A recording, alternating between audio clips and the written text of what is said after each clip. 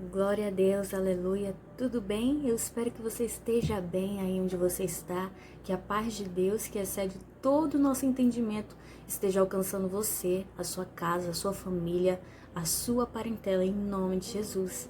E hoje, mais uma vez, eu venho trazer uma palavra da parte de Deus para a sua vida, como um devocional da parte do Senhor.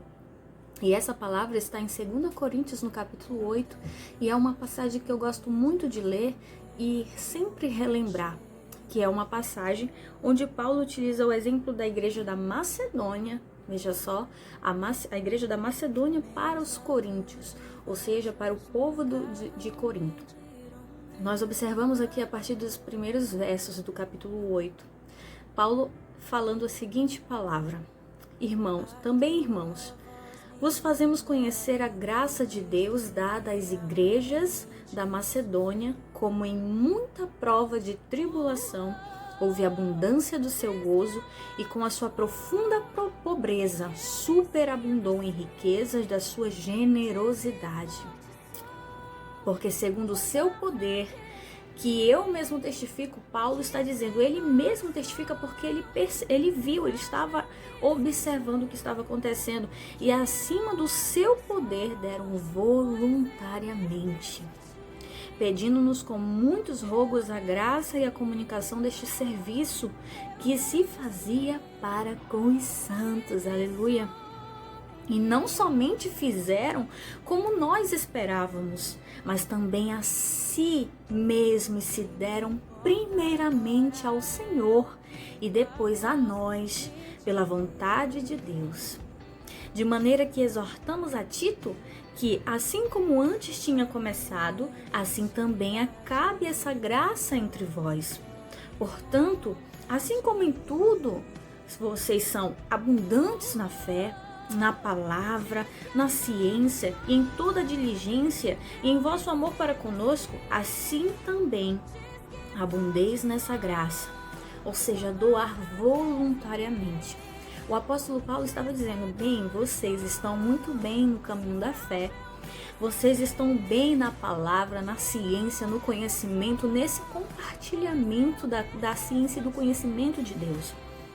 Mas vale ressaltar para vocês, meus amados irmãos, tomem o exemplo dos irmãos da Macedônia, que mesmo tendo tão pouco, que mesmo passando por uma situação tão difícil e escassa, ainda assim se deram voluntariamente na obra do Senhor, se dedicaram de tal maneira que ele mesmo testifica desses irmãos, se testifica dessa verdade, dessa igreja, em um tempo onde aos coríntios estava dizendo, agora porém completai também o que já havia começado, para que assim como houve prontidão de vontade, haja também um cumprimento segundo o que tendes, ou seja, vocês têm a oportunidade de fazer mais do que vocês estão fazendo, porque na verdade no decorrer dos versículos a gente observa o apóstolo dizendo, porque se há prontidão de vontade, será aceito segundo o que qualquer tem e não segundo o que não tem.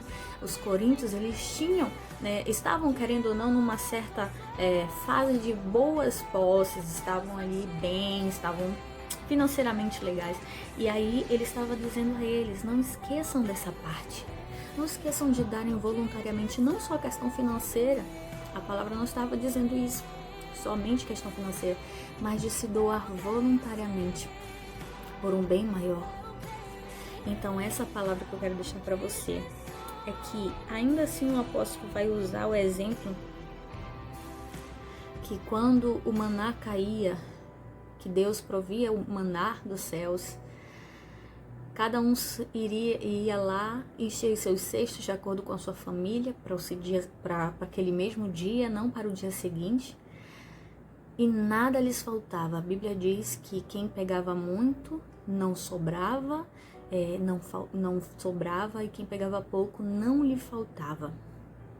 Então o apóstolo Paulo está usando esse exemplo para os lembrar, os advertir de vocês estão indo muito bem no conhecimento, na fé, no compartilhamento dessa verdade, mas lembre-se de serem voluntários, de amarem voluntariamente, de se doarem antes, primeiramente ao Senhor, e depois ao serviço.